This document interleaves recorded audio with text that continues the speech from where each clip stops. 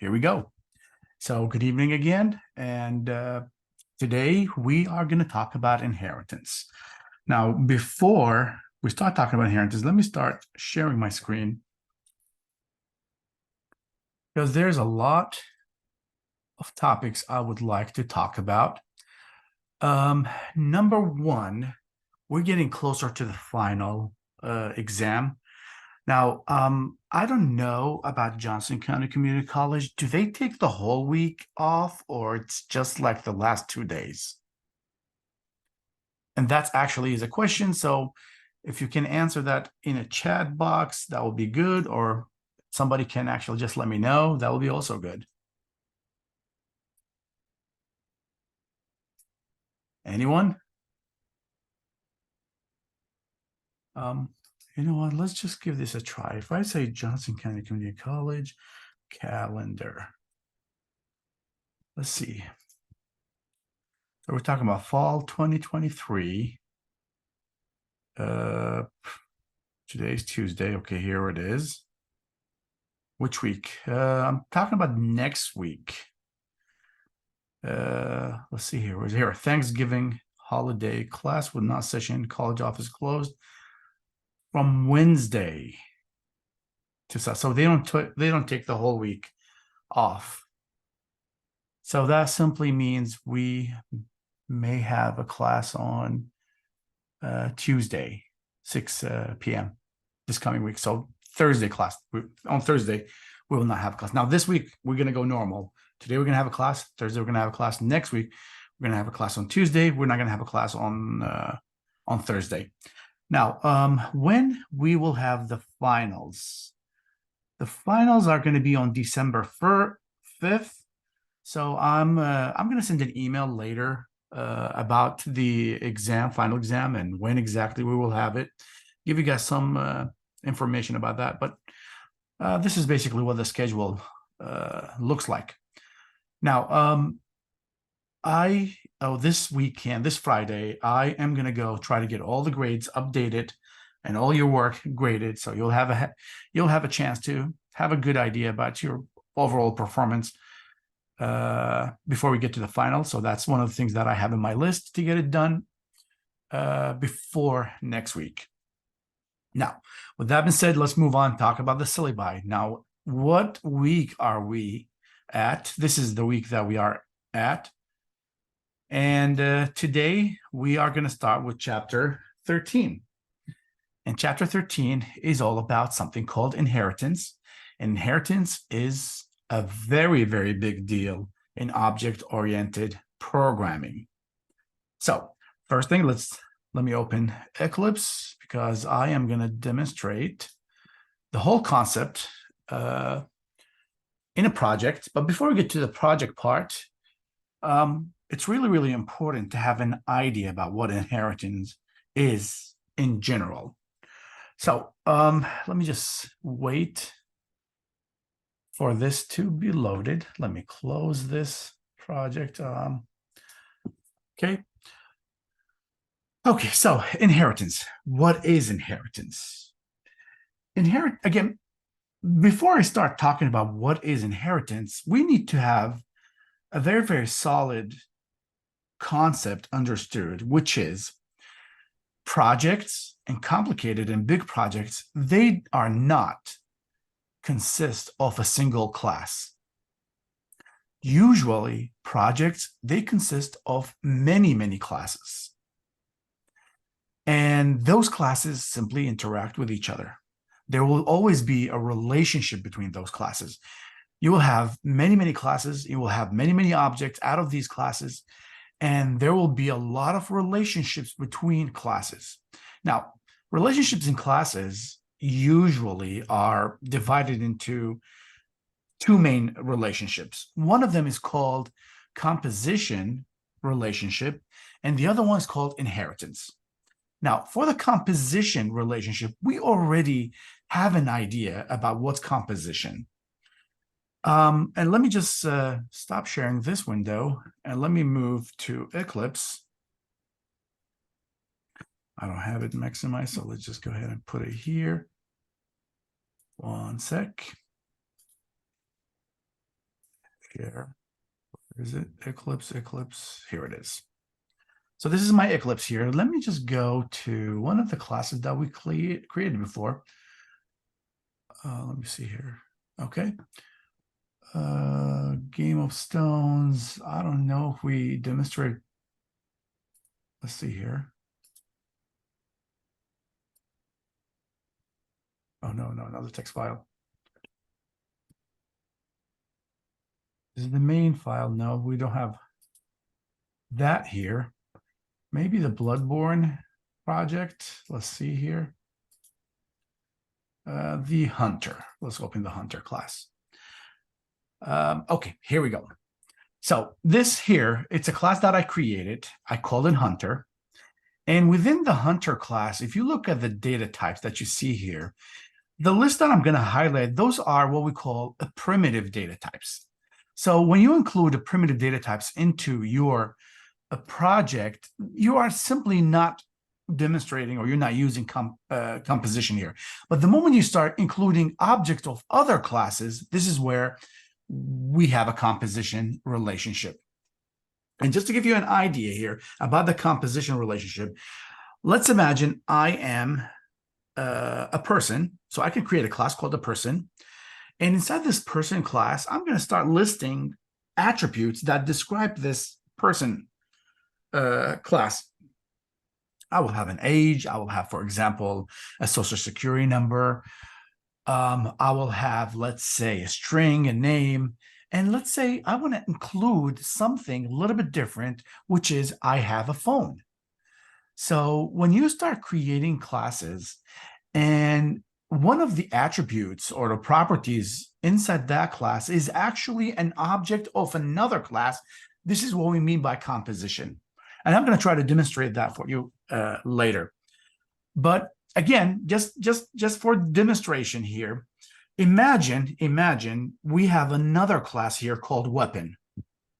Okay, inside this project, if I go here to the source, and if I create a new class, and I will call it, let's see here, what do I want to call it? I just need to take this message really fast. I'm gonna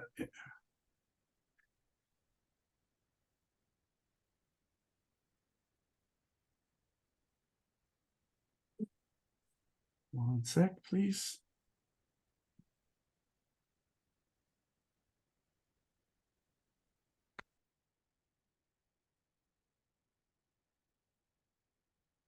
Okay, here we go. So imagine again, we want to create a weapon class. And I'm going to go ahead and create that weapon class. And if I open the weapon class, as you can see here, it's empty at this point. I can just come here. For simplicity, I'll just create a private string, and I will call it weapon name. And then I will create another private, and this is an integer, and I will just say strength. Or what do I want to call it? Power. How much powerful that weapon is. So again, this is a very simple example. Let's go ahead and create a constructor here. So it's going to be public, and it's going to be called weapon. And I'm just going to pass those two arguments. So let's copy this. Copy that and put it here. And then after that, copy this.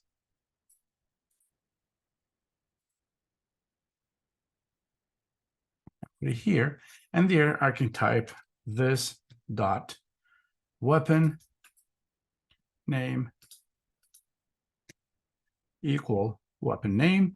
And then this dot power equal power. Now at this point, again, this is just a very simple class. Now, here's what I want you to do to demonstrate what is composition. If I go inside the Hunter class and I come here and create a private weapon, and this weapon simply, we'll call it Hunter weapon. Okay, this part here, it's what we mean by composition. Okay, the fact that inside a class, I was able to create an object that belongs to another class. This is a relationship between those two classes that we have here. Now, of course, inside the constructor here, I'm going to have to come here and create, I'm just going to have to come here and copy this, put it here, and say equal new weapon, and you pass, for example, whatever you want to pass to it. And I'll just call this, for example, sword.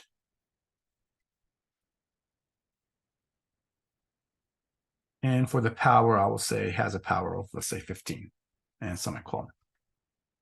So this is, again, me creating an object that belongs to another class inside a class, and that's composition here. And this type of relationship has a name. It's called has a. For example, a hunter has a weapon. A hunter has a name. So that's the type of relationship that we're talking about here. There's nothing special about this relationship. It's simply having one object, one class, to be described with attributes, and those attributes are simply objects of other classes. So that's the first relationship that we have in object-oriented programming. This is not what this chapter is all about, but it's very, very important to understand this relationship before we jump into inheritance. So now that we know that we have this type of relationship, the question that we have to ask ourselves this time is, so what's inheritance? Inheritance is simply, it's a concept that we have in object-oriented programming, and it's available in every single object-oriented programming out there. And this concept will allow you, or this technique will allow you, to create new classes using classes that has been already created. And usually, just to give you an idea here, there should be a type of relationship between those two classes. Okay, so what is that supposed to mean? It simply means one of those classes is going to be more of a generic brand, and the other class is going to be a very, very specific brand. To give you an idea here, I can create a class called animal. And in the class of animal, I can describe whatever an animal is, but again, in a very, very generic, broad way. And then after that, I can create a class called dogs, and I can create a class called cats. And because a dog is an animal and the cat is an animal, so most of the things that a normal animal would do, the cat with dog will be able to do it something very, very similar. But of course, there will be some properties that will make the dog different, of course, than the cat. And this is what the part that we have to add to the original, to the class that we just created. So inheritance, again, it's a type of relationship where you can use an existing class to create a new class. And that way, when you inherit from that class, that the original class that you have, you're simply going to have every attribute and every method that is described and defined inside that class, the original class, into the one that you just created. And this is, again, what we mean by inheritance. Now, the inheritance has a very, very special name. It's called a. A dog is an animal. A cat is an animal. Is a. So you see the relation? Previously it was has a, and now it's is a. Cat is an animal, dog is an animal, an elephant is an animal, a snake is an animal. And then after that, we also have, for example, a person, an instructor or a teacher is a person, the student is a person, an employee is a person, a kid is a person, a woman is a person, a man is a person. But you can see here, all of those classes that I described, they all could be described in a more generic term. Now, the question that you may ask yourself, so why do I bother doing that? Because let's just imagine you want to create a class about a zoo. Okay, you want to create an application, a game, a simulation about a zoo. Now, in this zoo, we do have animals. Now, if you go to each one of the animals, for example, you're going to create an animal class for the dogs, for the cats, for the lions, for the tigers, for the snakes, for the fishes. You will notice at a certain time, by the time you're writing the code, there will be a lot of similarity between all these classes together. For example, every single animal will have an ID. Every single animal, for example, will have a position in the zoo. Every animal will have, let's say, a name, let's say, in the zoo. Every animal will have a color in that zoo. So you will notice that inside each one of those classes, you're going to define all these attributes for each class. Now, the question is, if I create a more generic class called animal and let them all inherit from that class, I don't have to repeat that code in every single class individually. That, again, will make your project a lot easier, smaller, sorry.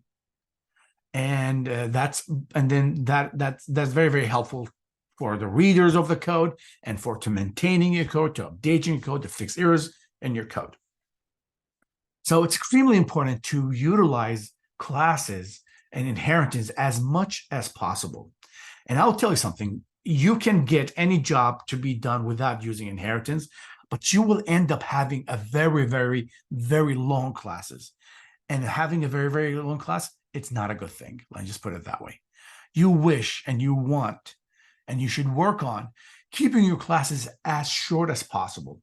The way to do that, you simply use inheritance. And it's always, again, a relationship between different classes. One class is more specific and one is more generic. And from inheritance, we will talk about many, many other concepts that are part of inheritance. For example, interface, abstract, polymorphism, all these concepts are built based on inheritance. So those concepts, we're going to be talking about them later, but at this point, we just need to focus on inheritance and how do we deal with inheritance. Now, of course, when it comes to the technical side, there is a lot of things that we have to think about when we do inheritance and we work inheritance. But let me just go with some sort of terminology here so you will have an idea here. The more generic class that you're going to inherit from, usually, it has a name. It's called the superclass. And the classes that you're going to inherit from, the classes that you're going to use them to inherit from the superclass, they are called usually the subclass.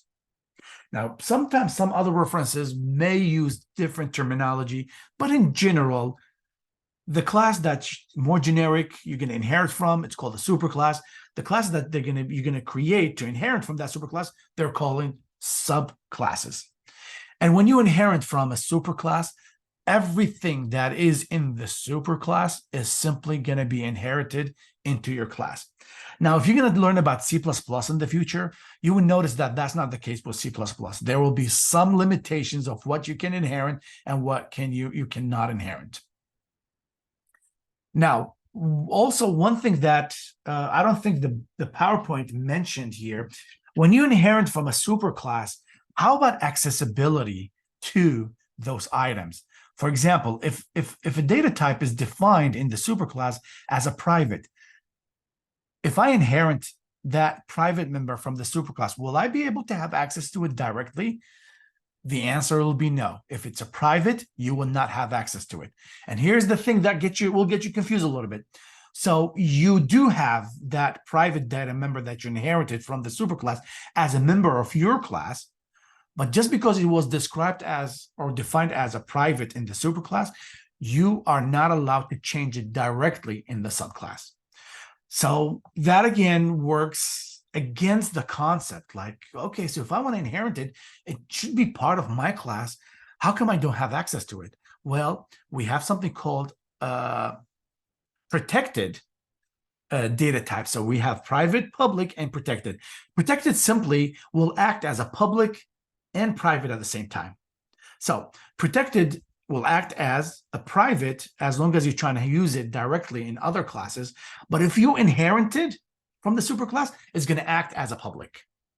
So that's the difference that we're going to have here, and we're going to talk about. So we have superclass, we have subclasses, we have inheritance, we have protected data type. And I'm going to demonstrate all of that, of course, for you in a second. We have also other concept that we need to talk about in inheritance, which is, and I'm going to give you an example here, and then I'm going to demonstrate that, of course. What if I inherited a method from the superclass, but I am not happy with the implementation of that method inside my subclass. Let me give you an idea. Let's imagine we decided to create the zoo, and in the zoo, we have a method called breathing, okay? So a method of breathing simply will simulate the process of breathing for the animals.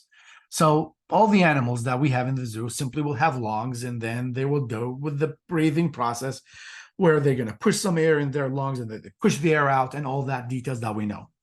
Now, when you inherit that method, for example, from the superclass animal to your subclass, like let's say the dog, the cat, the lion, the elephant, that will work with no problems. But when a fish will inherit the breathing method from the superclass, well, fishes don't breathe that way. So whenever you have a case where the inherited method that you just inherited from the superclass doesn't fit with your needs, you can totally change it in the subclass. And this is what we call overriding a method. So today I'm going to try my best to go through all this terminology, show a demo for it, go through the details to explain it to you, and then probably will not be able to cover the whole concept today. Next class on Thursday, we're going to go with whatever we will not be able to cover in today's class. So what I'm going to do here, I will start with a project. And in this project, I'm going to try to demonstrate the concept of inheritance and another concept of composition. So to do that, I'm going to go ahead and start with a new project. And I will call this one Chapter 13. I don't know. I don't think you can see the window that I'm opening right now. So here's Chapter 13. If I extend the view here, let me delete this one.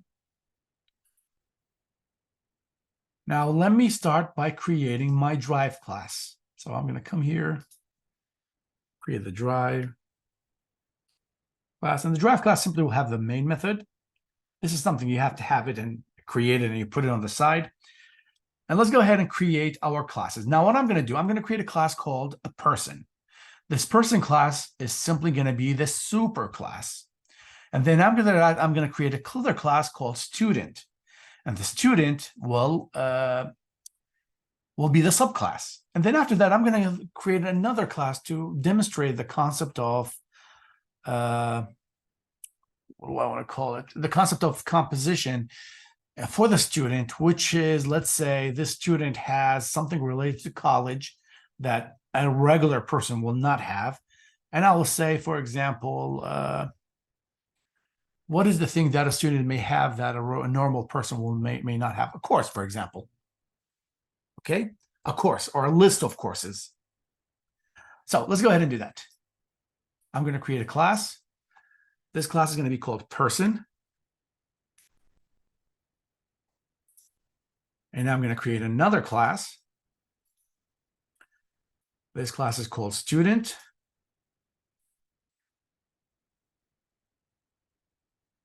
And here we go. I'm going to create a fourth class. This class is going to be called course. Okay, so we have those four classes. Let me start with the course class because this is the easiest one. All I'm going to do here, I'm going to create a private string. And we're going to call this course name. We're going to create another private item. We'll call this one integer credits for that course. And I'll keep it that way. And maybe I'm going to create another static. So private static. Let me make sure that I got this right. Private static, and I'll say integer number of courses. Okay, so here we go. This is very easy class. What I'm going to do, I'm simply going to go with those auto generator Where is it here? Generate setters and getters. Select all, generate them. We got them all here.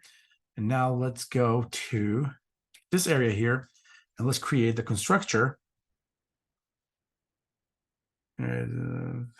ToString, also do the ToString method for those two fields. Generate.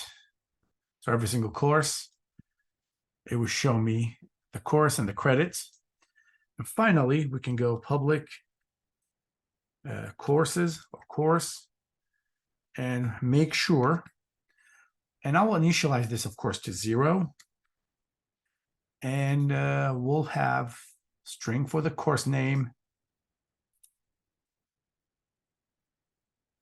And then integer for the credits. And then after that, we're just going to come here and say, C, Control V. So this, or let's just go ahead and set course name. And we'll just type course name here, semicolon. And we'll do the same thing for credit, set credits. And then we'll go ahead and do credits, semicolon. And we're done. And of course, number of courses. You have to, did I hear a question? Yeah. Yes. How come you set course name and not this dot course name equals course name? Let me just increase my volume because I couldn't hear you. Can you repeat that, please? Why do we use set course name instead of this dot course name equals course name? Oh, I'll tell you why. Usually, whenever you have setters, it's recommended to use the setters, especially if you have some rules you're trying to apply using those setters. Okay. Okay. So if we didn't generate setters, we should just use this. Yeah, you should go with this. But in general, the reason why we keep those private, because we don't want to give the user direct access to it, and we want to have a little bit of control level. So you see, for example, set the course name. You may want to apply some filtering to the course name that's going to be sent to you. So this is the place where you apply that filter. And for example, the course credits, let's say, I'll just give you an example for the course credits here. I will come here and say, where's set credits here? I will say, if credits less than 0, okay, I want you to actually show me a message. So system.out.print line, and just tell me credits of any course should not be less than, let's say, 1. Let's keep it more realistic. There's no course with 0 credits. The minimum should be 1. Okay, so if that's the case, if you decided to send a 0 credit, or you decided to send a negative credit, simply that should not be acceptable. So I'm going to come here and type else. So just in case, you're going to see this error message. And again, to keep it fair, we will assume that a default credit for any course is 3, for example. So this is going to be assigned to it by default, 3. And then if you send a credit here that is less than 1, then no change is going to be applied to it, and it is going to keep its default credit as 3. Does that help? Yeah, I get it. Okay. So this is the course class again. Nothing very, very special here. I'm just going to create this at the beginning and leave it on the side, and then we'll come back to it. Let's start with the superclass. In the superclass, we're going to talk about a person. So we need to start describing what a person is. So let's start with this. I'm going to go with private. And I will go with a string. And I'll say name, because every person has a name. Private integer, and I'll call it an age. Every person will have an age. What else I can talk about here? A person will have a phone number, private. We'll call it string 2. and we'll call it phone number. So we'll just keep this as simple as possible. So we got a private string, private integer, and let's go down here and create the setters and the getters. I have a question. Go ahead. So you know how we have two strings, Two strings. Where are they? like name and phone number? Uh-huh. Is it better to have like private string name, comma phone number, or is it better to have on separate lines? Oh, this way? You can totally, yeah, put them next to each other. I would think the only good reason why would you want to put them this way, it makes it easier for people to read it. Okay. So here you go. This is the name and the string. Let's go down and create. Now, I'm not going to use the method toString here. I'm going to create my own method. Let's just put it that way. Okay. So instead of toString, I'm going to say public. And there's a reason why I'm doing this. Public string. And I will just say, let's just go ahead and put it as void. And I'll say print. Okay. And in this print method, I'm simply going to be printing the name, the age, and the phone number of that person. So let's go ahead and type system.out.println. And let me copy this 3 times. And I hope till this point, you guys are not seeing anything different than what we have been doing so far. The only change that's going to be happening later when we're going to start studying the relationships between them. So I'll just come here and say name. And I'll come here and say plus. Let's have a space here. Name. And then after that, we said name and what? Age. Plus age. And finally, phone number. And we'll put plus phone number with an uppercase N, of course. He didn't like it. Let's see here. Copy that. Put it here. Now that should. Oh, wait a minute. Why is he? String phone with an uppercase P. So let's just put this as a lowercase. Well, that will change a lot. So let's just keep it as an uppercase P. My bad. That was my mistake. If I want to change it, I have to go and change everything here. So I'll just keep it uppercase phone number. So here you go. This is my print method. Now, of course, everything looks normal. If you go to your Drive class, you can come here and type person. And I will call it P1 equal new person. And I will pass the name, Adam, the age, 6, and the phone number, 111 222 and 3333. And put semicolon here.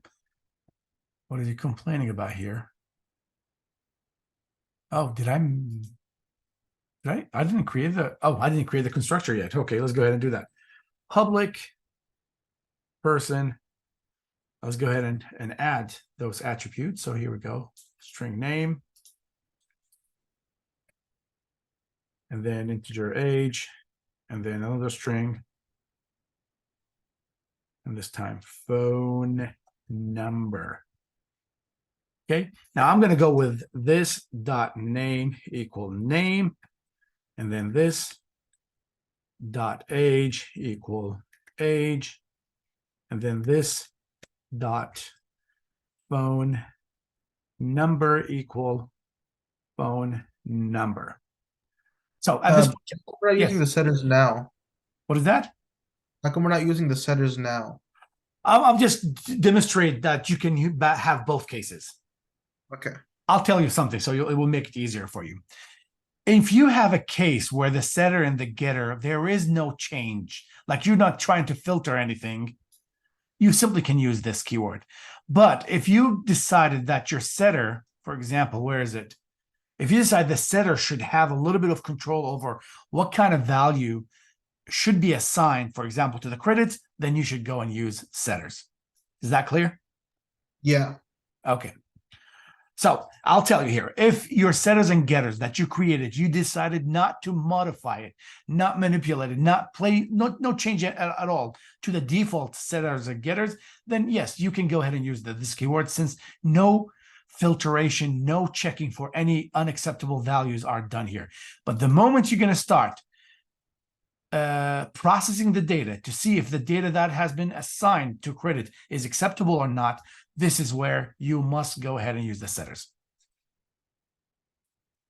And now this should be fixed. If I come here and say p1.print, I remember here, this is not my ultimate goal, but if I run it, it will show me the information that I have for that person. So let's take this out for now. This is not what we want. Our goal here is to talk about the student class. Now, for you to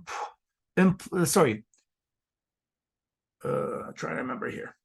For you to inherit from the student class, you need to use a very, very special keyword, and that keyword is called extend. Extends.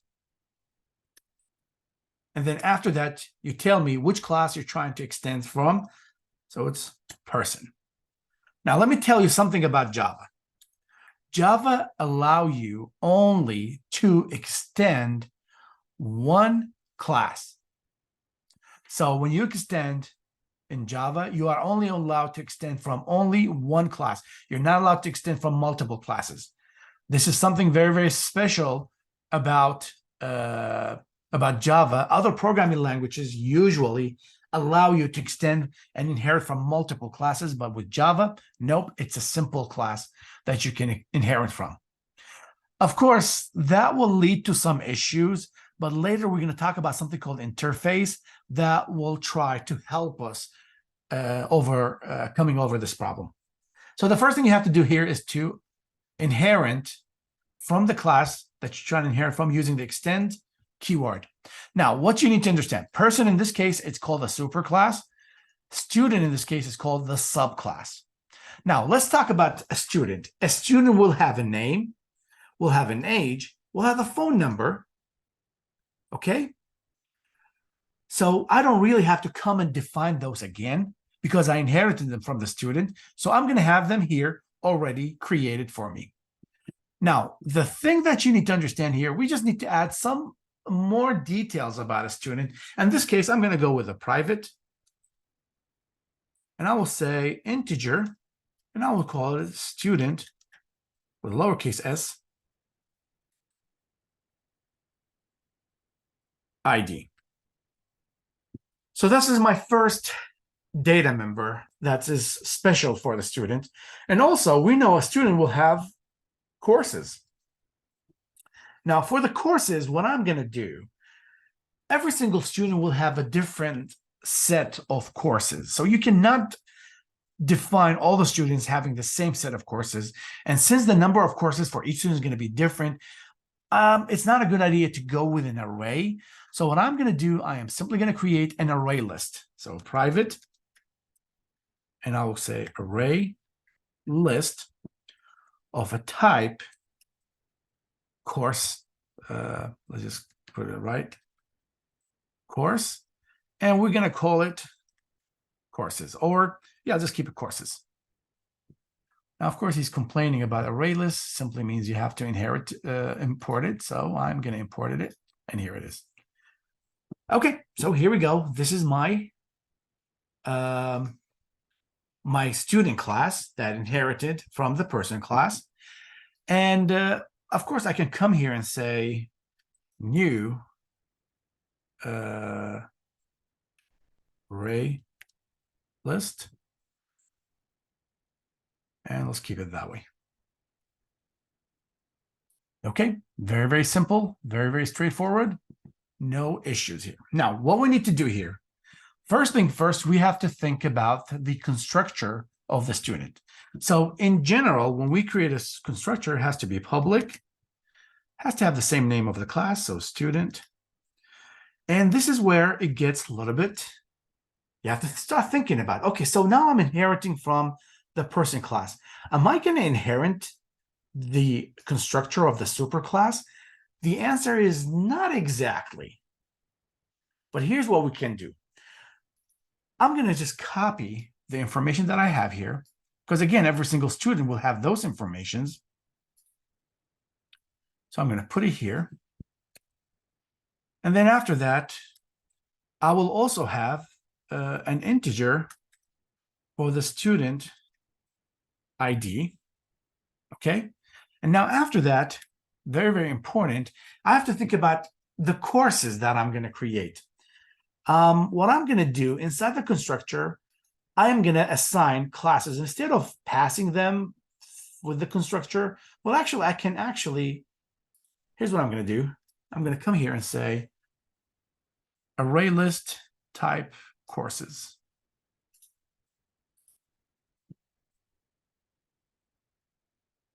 Now he's still complaining about this, but I'm just going to keep it as it is at this point.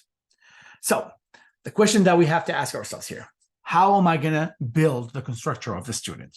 Now, the first thing you have to understand here that those three values, again, I don't have them defined here, but I do have them created here in this constructor. So my question is, how do I use the constructor of the person inside the subclass here? And the idea here is very simple. You type the keyword super and you pass those variables here. So we're going to pass the name, we're going to pass the age, and we're going to pass the phone number.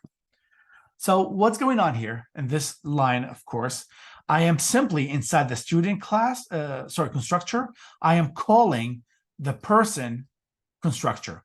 And the way to do that is simply by using the keyword super. Super simply means it's more like you're typing a person. Okay, so now the name will be assigned to the student, the age is going to be assigned to the student, and the phone number is going to be assigned to the student. Okay, I'm going to show you a little bit later what is the meaning of having those as a private and how is that going to affect the work of the students. Now, after that, of course, let's go ahead and use this dot student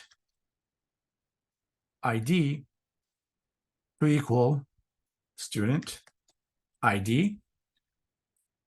Okay. Why is he complaining here? Did I misspell it? Copy that. Control V. It's integer. It's integer. Let me put the mouse here and see why is that. Change it to student ID. Oh, sorry. It's lowercase. So I have to change this to lowercase as well. And this one to a lowercase. Now, of course, after that, I will just come here and say this dot courses equal courses that we have here. Okay, so this here, this is me. Let me see here if I save it. And I'm done with my constructor here. Let's go ahead and try to create the getters and the setters. So let's go ahead and do that. And select all. And here we go. This is get the student ID, set the student ID, get the course, set the course, and I am done with that part. And that's pretty much it. Now, what I'm going to do here at this point, and I want you to pay attention to here.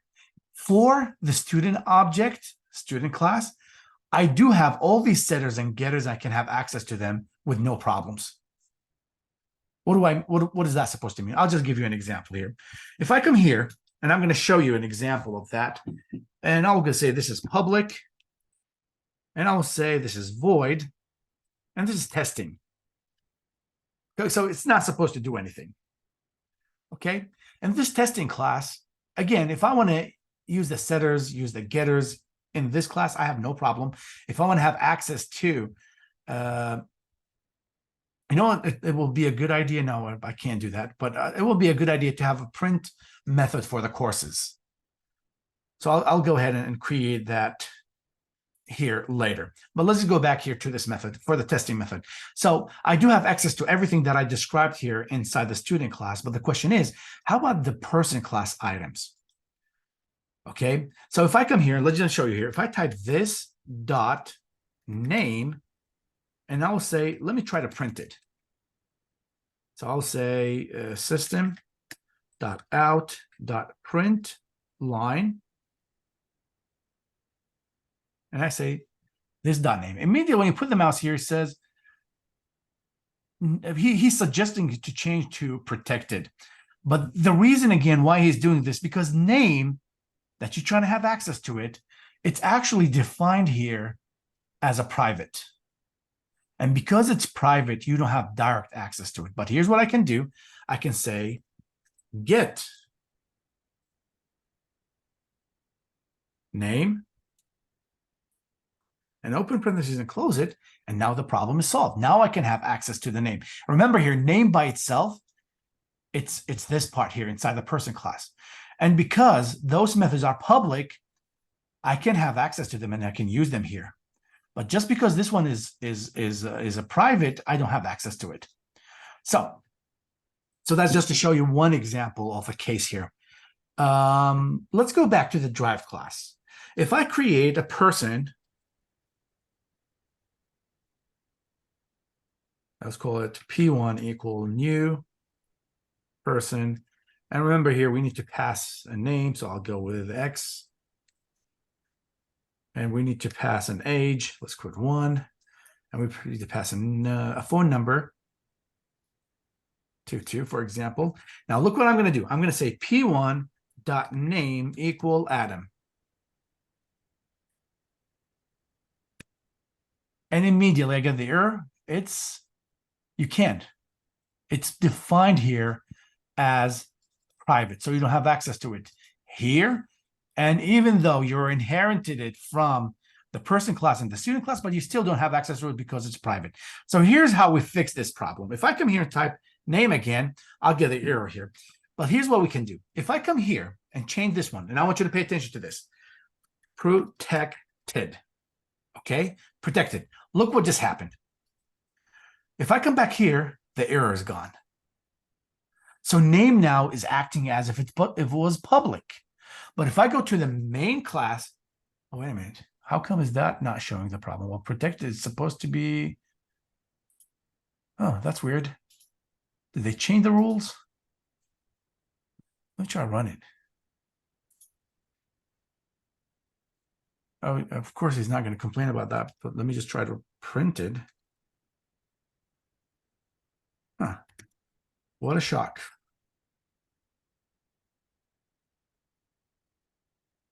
Protected again, based on my knowledge, the last time I checked, print line, it'll actually give me access. That's weird. I have to double check on that and see why is it acting that way. Yep, it did work. I changed that to be protected, and now it's acting as if it was, oh, my bad. I just realized what's going on here. Okay, let me just take that out. Let me take what I said back again here. When you change a data type from private to be protected, again, this is when C++ and Java got all together in my mind. But this is how Java is a little bit different than C++. In Java, in like the way that I described it before, and I said, if you inherit from a class and you change the private data member in your superclass to be protected, within the drive class, the subclass is just going to be considered as a public, but inside other classes, it's just going to be treated as if it was private still. That's not the case in Java. I'm sorry for that mistake. In Java, if you will change it to protected, it's going to act as public within the whole class. It's only going to act as a private if you are trying to have access to this whole package into another class. So if, for example, somebody is trying to use chapter 3 project in their original project by importing and utilizing the project number chapter 13, that way they don't have access to the protected items. So within Java, let me just put it this way again, in Java, whenever you define a variable as protected, you will change the accessibility to all the files. Everyone will have access to it directly. The only case where you don't have access to it is simply if you're trying to have access to it from another project, from another package. Okay, so I hope this is clear. So again, whenever you're using inheritance, it's always recommended to change the data types here to be protected. So now you have access to them directly with no problems. So let's put this on the side for now. And let's talk about one very, very specific method that we have inside the person class. It's called the print. Okay. Now this print method, it's going to print the name, the age, and the phone. Now, if I come to the student class and I want to print the information of the student, okay? So here's what I'm going to do. If I come here and just say public void print, now we have an issue. Why we have an issue? Because this public method that's called print, it's public, it's void, it's print, is exactly the same as what we have here. Okay, so why do I want to create it again?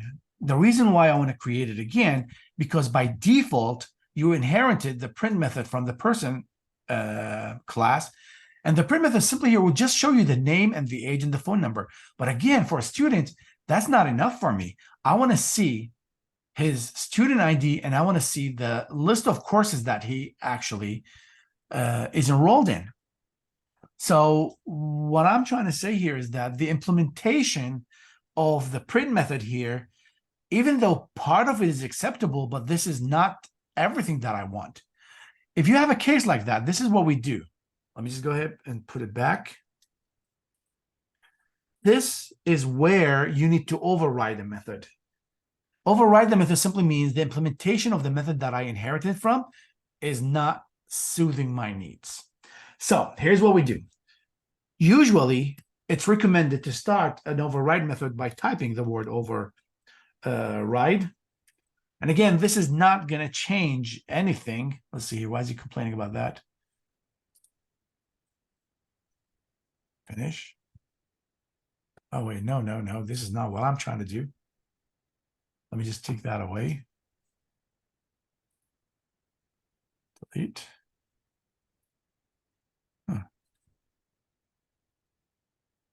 I don't know why is he complaining about that, but I should be able to type that. So if I come here and say override, he should not complain. Let's just go here. Before I do this, as I said before, it's a good idea to have a method to print the courses. So I'm going to come here and do that here. It's public. Well, you know what? I don't want it to be public. Maybe I can have it public. Yeah, why not? Public. Void, I will say print courses. Okay, and the print courses, again, we are simply going to need to have a for loop. So let's go ahead and see. How do we print a list? Yeah, we need to go, let's use a smart loop if that's going to work. For course, what is the data type? It's course. So I will just say course data type course. I need to change one of them. So we'll say, for example, my course or STU course. And I'll just say, what did we call it? We call it courses. Remember here, my ultimate goal here is just simply to create class course. What didn't we have here? Oh, uppercase C, sorry. And you know, since we just put a course, uppercase, that's a class, that's the object. Here, I'll just have system.out.print line. And I'm just going to come here and type course dot get Get what? Let's just go back here. Get course name. Let's go ahead and do that. And I'll put a plus, space, plus again, course dot get credits, I believe. Get credits, yes.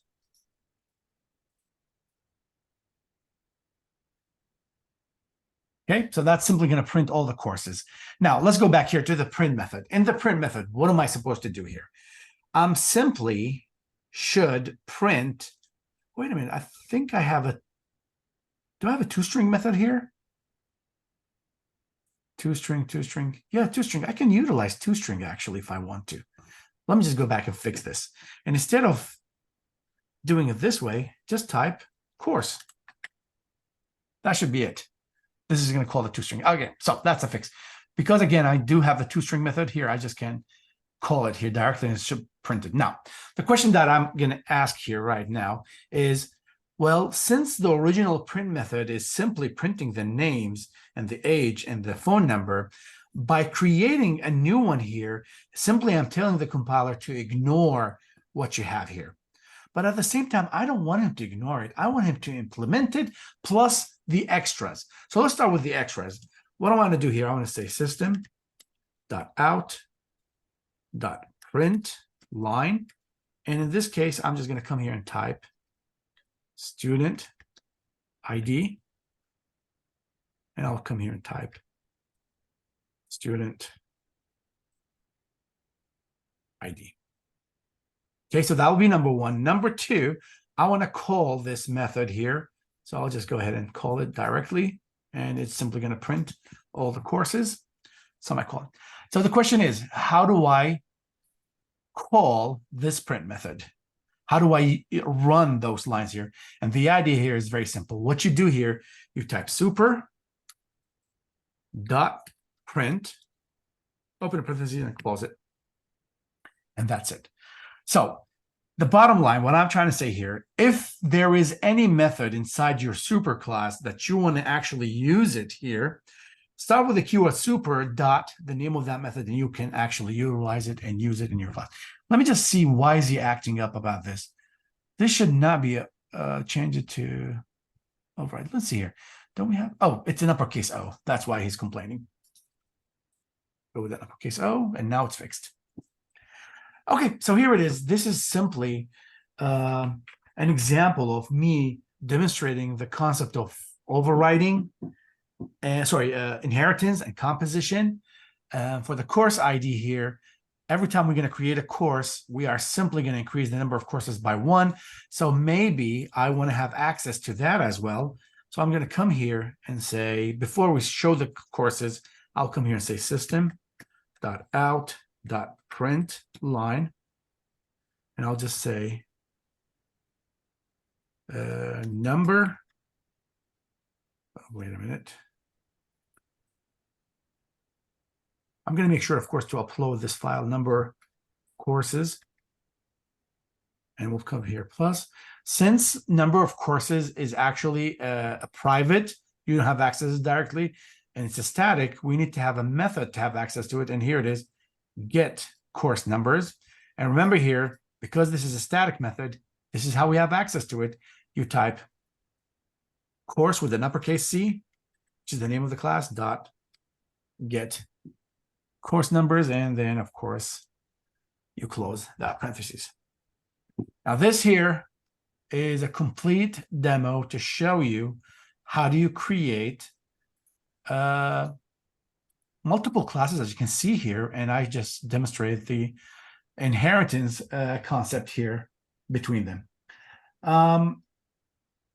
Let me show you how do we create an object. So I'm going to take this out, and let me just say something before I move on to that part. In general, we don't create objects of person. Like, you cannot go outside and point to a girl or a guy and say, this is a person. Yes, it is a person, but you need to tell me a little bit more details about it. So that's why we're going to talk about this later, something called abstract, that in general, we should try to avoid creating objects about something generic. Like, for example, if I, for example, we are moving out and we saw a creature on the street, and I say, this is an animal, you would say, yes, I know it's an animal, but what type of animal it is. So it's going to make more sense to say it's a cat, it's a dog, it's a snake, instead of giving that object that more generic, broad name or type. So let's go ahead here. Since we talked about that, let's go ahead and create a student. Now, since the student have an array list of courses, it's a good idea to create that array of courses inside the main class. So when I'm going to come here, I'm going to say array list of a type course. We'll call it courses equal new array list. And here we go. So let's start adding. First of all, let's import it. And let's say we're going to create a student with 2 classes. So I'm going to say courses dot, and we said, how do we add? Oh, wait a minute. Dot, we have get, we have, I'm trying to remember. You get it, add. Okay. And we're trying to add a course. So we're going to come here and say new course, uppercase. And then we'll give it a name. For example, Java. And we said the credit, let's put it 4. And let's create another course. And this time the course is going to be, for example, Linux. And this one's going to be 3 classes. Okay, let's make it simple. We just have 2 classes here. Let's create a student now. Student st1 equal new student. And now we need to give the student a name. So let's go ahead. Adam. Let's give him an age. 23. Let's give him a phone number. 913, 913, 9134. And let's give him an ID number. An ID, we said it's an integer. So I'll go 1, 2, 3, 4, 5, 6. And after that, we need to give him courses. So courses, and put semicolon. And here it is. That is a student 1. Now look what I'm going to do. I'm going to come here and say st1 dot print with semicolon. And let's see how the output is going to look like when we do it this way. And here we go. Look at this. Adam, 23, phone number, student ID, number of courses are 2, course name Java, credits 4, course name Linux, credits 3. And this here is just to show you how important it is to have those type of relationships and to understand those relationships. Now, just imagine, I want to come here and create a new class, and I will call that class instructor. Now, of course, the instructor will also extends person. Why? Because just like how the student is a person, the instructor is also is a person. Now, if I want to go ahead and type, for example, private, what things I can talk about. Instructor will have teachers that courses that he teach. Okay, I'll just make it simple without teaching, without going through that part of courses. I will say, Professor, office. Yes. If you right click, you can generate the Constructor. constructor from the Yep. from Here the it is. yeah. Yep. Here it is, automatically generated for us. But let me just put this down here. And let me start thinking about it, because I need to create the data types before I do the constructor thing. private, and I will say office hours, integer. How many office hours that the structure has. Private, and I will say string office room. So those are two constructors, two primitive data types. And of course, now if I go ahead and add the constructor, he will see that he simply added the super part. Oh, let's just put this back at the top. Control X. I want it to be here. And then after that, of course, I have to come here and add those other two items, which is the office, the integer for the office hours. Control V. And after that, the office room. Copy that and put it here. Okay, and now after that, this auto-generated constructor stuff, I don't need this here. Of course, after that, I will just say this dot office hours equal office hours. And then this dot office room equal office room.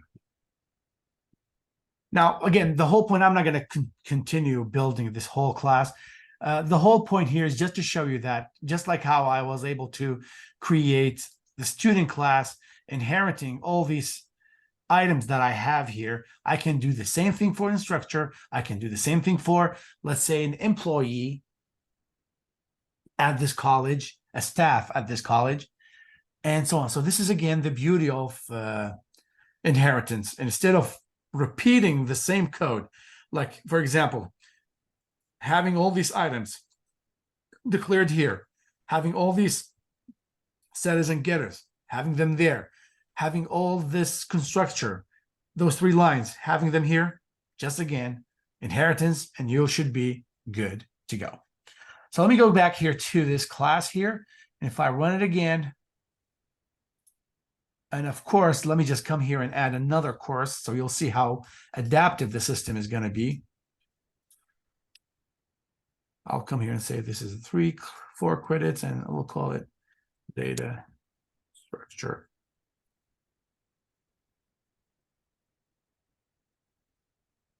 Data structures, 4 credits. So now if I run it, and you'll see that it's been added there. Let's change that to C++.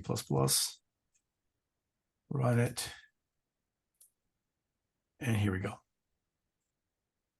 Okay, so at this point, I think I covered mostly everything about this inheritance concept. The only parts left is talking about the keyword final and talking about the benefits of inheritance and talking about UML diagrams with inheritance and how important is that is. So these 3 topics, simply we're going to be talking about them in this coming Thursday. And then we'll have a look at the assignment and the homework and the project for this chapter. So let me stop sharing. And now if you have any questions, let me know. Can you explain when you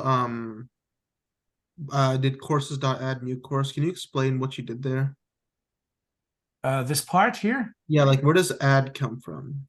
Oh, add. Because array list, I created, again, at the beginning, when I was talking about courses, I know I defined the course with a name and a credit. But again, for a single student, you really don't know how many courses a student may have. And because we're not sure about how many courses the student will have, we decided to go with array list. And we said array list is just like an array where the size here doesn't matter. And the size could extend as much as classes are added. And that's simply the case here. So whenever you want to add a course to an array list, we use the keyword add. Okay, I'm so adding, okay, courses is the name of the array, and then we add a yes, new. courses is the name of the array. The class is called course with an uppercase C. Okay, that's where I got confused. Okay. Uh-huh. I know sometimes the names could get a little bit confused, but again, course with an uppercase C is actually the name of the class. Yeah, okay, And because I thought you were doing add to the class, so that's where I was no, no. confused. And here's the thing: what we're adding, objects of courses, and that's why you Yeah, see the word new and calling the constructor of these courses. okay, I understand. Thank you. No problem. Any other questions? Okay, I'm going to make sure to upload the video, of course, and I'm going to make sure to upload the file. I'm just going to go ahead and continue with the instructor class and get that part covered. And I'm going to upload the whole folder to the Canvas page so you guys can have access to it. So with that being said, if you have no